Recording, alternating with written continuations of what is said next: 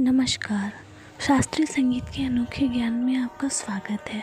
आज के अध्याय में हम संगीत सम्राट तानसेन के विषय में जानेंगे।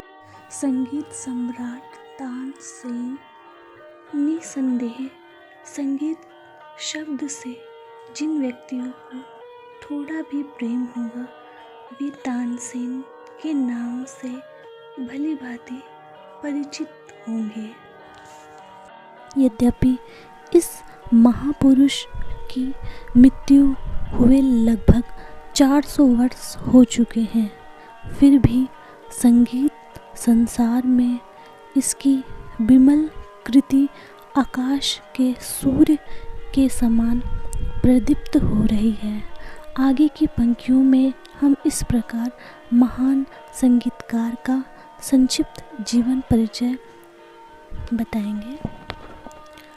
सन 1500 ई के लगभग की बात है। ग्वालियर में मुकुंद राम पांडे नामक ब्राह्मण निवास करते थे।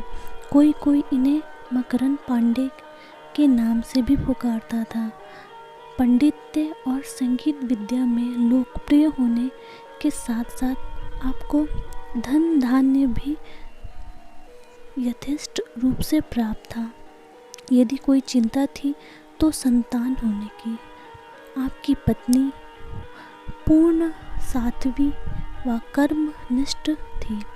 दंपति को संतान की चिंता हर समय व्यग्र बनाए रहती थी।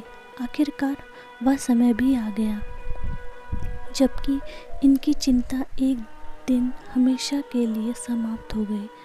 मोहम्मद गौस नामक एक सिद्ध फकीर के आशीर्वाद से 1532 ई में ग्वालियर से 7 मील दूर एक छोटे से गांव बेहट में इन्हें पुत्र रत्न की प्राप्ति हुई। बालक का नाम तन्ना मिश्रा रखा गया। बच्चे का पालन पोषण बड़े लाड प्यार से हुआ। एकमात्र संतान होने के कारण माँ बाप ने किसी प्रकार का कठोर नियंत्रण भी नहीं रखा। फलस्वरूप 10 वर्ष की अवस्था तक बालक तन्ना मिश्र पूर्ण रूपेण स्वतंत्र सैलानी व नटखट प्रकृति का हो गया। इस बीच इसके अंदर एक आश्चर्यजनक प्रतिभा देखी गई।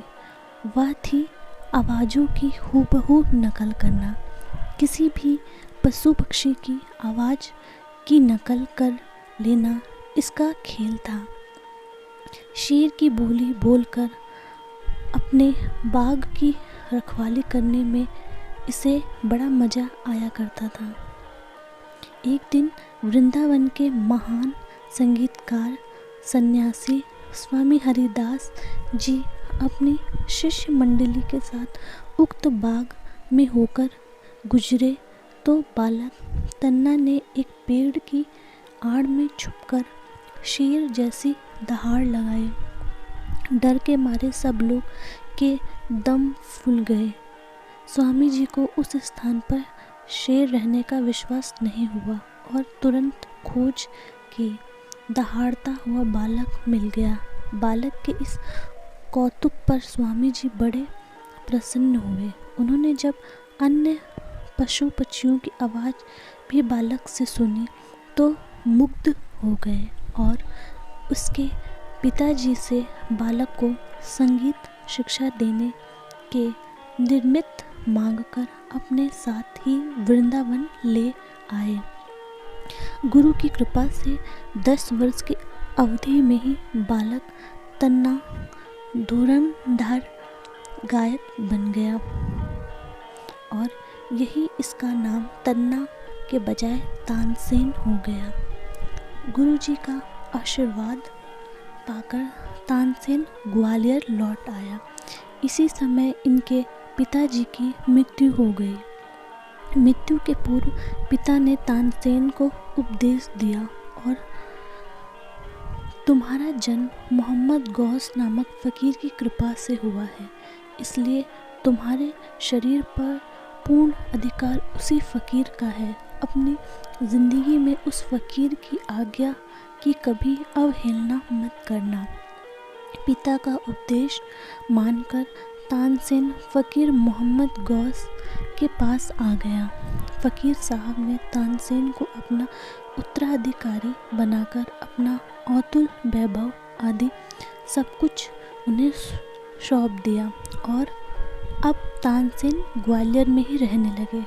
थोड़े दिनों बाद राजा मानसिंह की विधवा पत्नी रानी मृगनयनी से तानसेन का परिचय हुआ। रानी मृगनयनी भी बड़ी मधुर तथा विदुषी गायिका थी। वे तानसेन का गायन सुनकर बहुत प्रभावित हुई। उन्होंने अपने संगीत मंदिर में शिक्षा पाने वाली हुसैनी ब्राह्मणी नामक सुमधुर गायिका लड़की के साथ तानसेन का विवाह कर दिया। विवाह के पश्चात तानसेन पूर्ण अपने गुरुजी के आश्रम वृंदावन में शिक्षा प्राप्त करने पहुँचे। इसी समय फ़कीर मोहम्मद गौस का अंतिम समय निकट आ गया। फलस्वरूप गुरुजी के आदेश पर तानसेन को तुरंत ग्वालियर वापस आना पड़ा। फ़कीर साहब की मृत्यु हो गई और अब तानसेन एक विशाल संपत्ति के अधिकारी बन गए।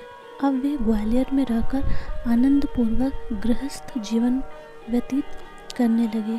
तानसेन के 4 पुत्र और 1 पुत्री का जन्म हुआ। पुत्रों का नाम सूरत सेन, तरंग सेन, शरत सेन और बिलास खां था तथा लड़की का नाम सरस्वती रखा गया। तानसेन की सभी संतानें संगीत कला के संस्कार लेकर पैदा हुए। सभी बच्चे उत्कृष्ट कलाकार हुए। संगीत साधना पूर्ण होने के बाद सर्वप्रथम तानसेन को रीवा नरेश रामचंद्र अपने दरबार में ले गए। इन्हीं दिनों तानसेन का सौभाग्य सूर्य चमक उठा। महाराजा ने तानसेन जैसे दुर्लभ रत्न को बादशाह अकबर की भेंट कर दिया। सन 1596 में तानसेन अकबर के दरबार में दिल्ली गए। बादशाह ऐसे अमूल्य रत्न को पाकर अत्यंत प्रसन्न हुए और तानसेन को उसने अपने 9 रत्नों में सम्मिलित कर लिया। यहाँ तानसेन का शौर्य काल था।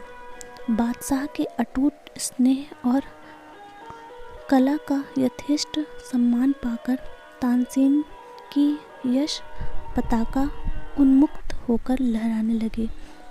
अकबर तानसेन के संगीत का गुलाम बन गया। कला परखी अकबर तानसेन की संगीत माधुरी में डूब गया। बादशाह पर तानसेन का ऐसा पक्का रंग सवर देखकर दूसरे दरबारी गायक जलने लगे और एक दिन उन्होंने तानसेन के विनाश की योजना बना डाली। किंवदंती है कि ये सब लोग बादशाह के पास पहुंचकर कहने लगे, हुजूर, हमें तानसेन से दीपक राग सुनवाया जाए और आप भी सुने। इसको तानसेन के अलावा कोई ठीक नहीं गा सकता। बादशाह राजी हो गए। तानसेन द्वारा इस राग का अनिष्टकारक परिणाम बताए जाने पर लाख मना करने पर भी अकबर का राजहाट नहीं टला और उसे दीपक राग गाना ही पड़ा। राग जैसे ही शुरू हुआ, गर्मी बढ़ी व धीरे धीरे वायुमंडल अग्निमय हो गया। सुनने वाले अपने अपने प्राण बचाने को इधर उधर छिप गए, किंतु तानसेन का शरीर अग्नि की ज्वाला से जल उठा। उसी समय तानसेन अपने घर भागे। वहाँ उनकी लड़की तथा एक गुरु भागनी ने मेघ राग गाकर उनके जीवन की रक्षा की। इस घटना के कई मास पश्चात तानसेन का शरीर स्वस्थ हुआ। अकबर भी अपनी गलती पर बहुत पछताया। कहा जाता है कि तानसेन के जीवन में पानी बरसने, जंगली पशुओं को मंत्रमुग्ध करने तथा रोगियों को ठीक करने आदि की अनेक संगीत प्रधान चमत्कारी घटनाएं हुई। यह निर्विवाद सत्य है कि गुरु कृपा से उन्हें बहुत सी राग रागनियाँ सिद्ध थी और उस समय देश में तानसेन जैसा दूसरा कोई संगीतज्ञ नहीं था। तानसेन ने व्यक्तिगत रूप से कई रागों का निर्माण भी किया, जिनमें दरबारी, कानड़ा, मियाँ की सारंग, मियाँ मल्हार आदि उल्लेखनीय हैं।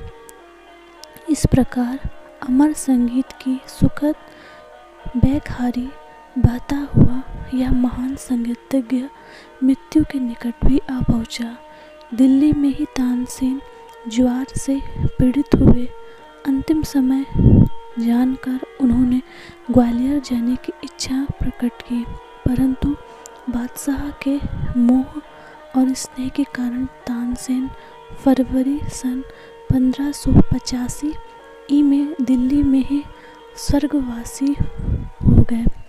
इच्छा अनुसार तानसेन का शव ग्वालियर पहुंचाया गया और मोहम्मद गौस की कब्र के बराबर उनकी समाधि बना दी गई। तानसेन की मृत्यु के पश्चात उनका कनिष्ठ पुत्र बिलास खां तानसेन के संगीत को जीवित रखने व उनकी कृति को प्रसारित करने में समर्थ हुआ।